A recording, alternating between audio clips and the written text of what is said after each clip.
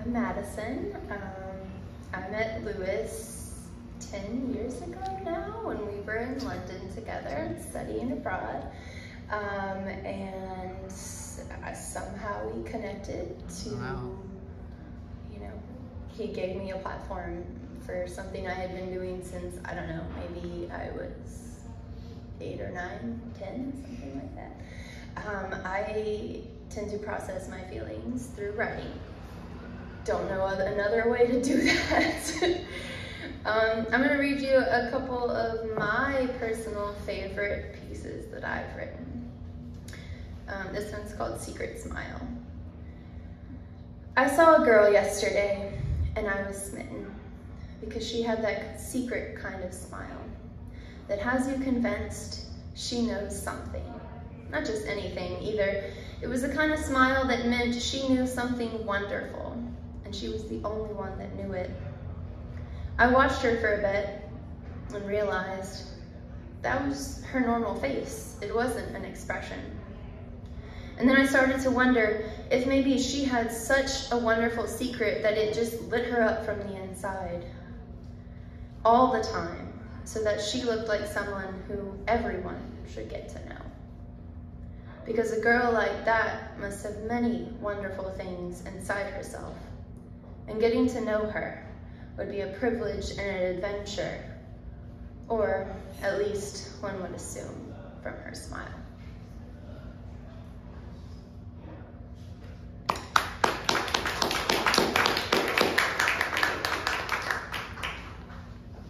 This one is called Sinking.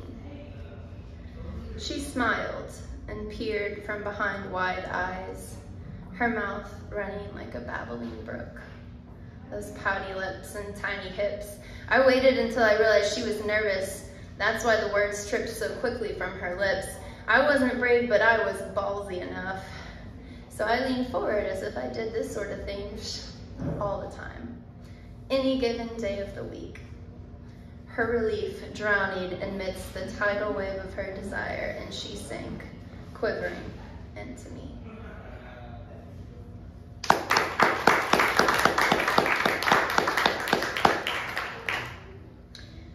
Another reason I write, other than processing emotions, tends to be if I have a feeling that I just absolutely need to commemorate and encapsulate. This is one of my favorite pieces that I feel like I did it well enough for my own standards. It's called Nostalgic Thunderstorm. It's cloudy outside. The world is delineated in every detail. Every little shadow and line is accented sharply by the ominous thunder rumbling across the belly of the sky.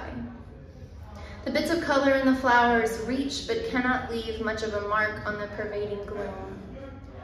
The inside of the house is warm and well lit, peaceful and serene. The laughter of carefree children echoes down through the centuries of its wooden frame. Hospitable, smelling of a home-cooked meal, one gazes through the glowing panes of glass and can only conjure memories of rustling skirts covered by wide aprons, full-chested mothers sweeping and elbow-deep in dough, scolding their children and wiping away their tears. The house now stands, abandoned and empty. Only dust and cobwebs covering the windows. Long ago and far away, I recognize the nostalgia of the times that came before as I look down the neon street, the first drops starting to hurtle down from the dark heavens above.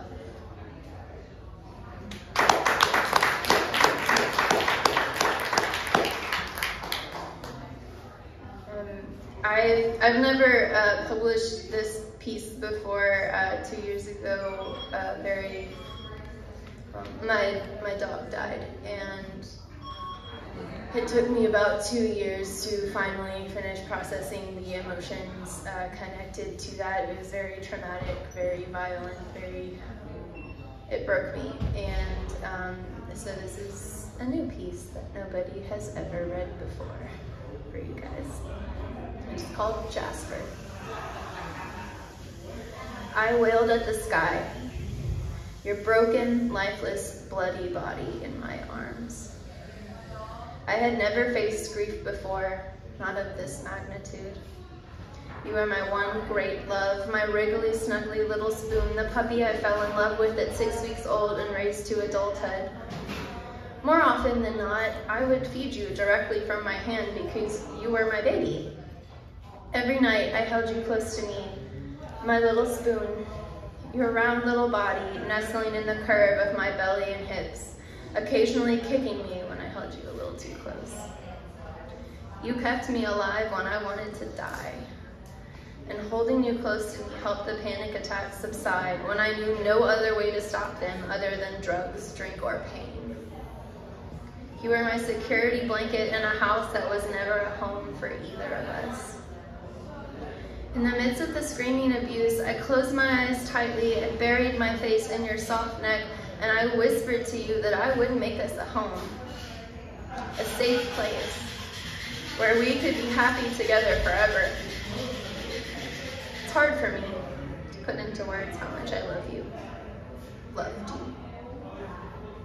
You gave me the strength to leave, to say no more to the abuse, to take my destiny in my own hands and do what I needed to do so that we could be free. I bought a little house with my savings, a little house with a big yard for my boy. I maxed out my credit cards to build you a fence so you could play all day while I was at work. We had each other, the cats, and your sister Rue. We had everything we needed and more. Our house was full of love and peace. You gave me the courage to do what I couldn't for my own sake, but could for you. You entered my life during one of my darkest periods and became my shining star, my beacon of hope in the depths of my despair, the one being that truly made my life worth living. And then, you were gone. Brutally, violently. My fault, my fault, my fault. I rescued a beautiful dog to add to our family. I didn't know she was in heat and what that would mean for us, for you. I left that morning like I did every morning, giving you all kisses and letting you play in the backyard until I got home for lunch. Except that day, things changed. She killed you.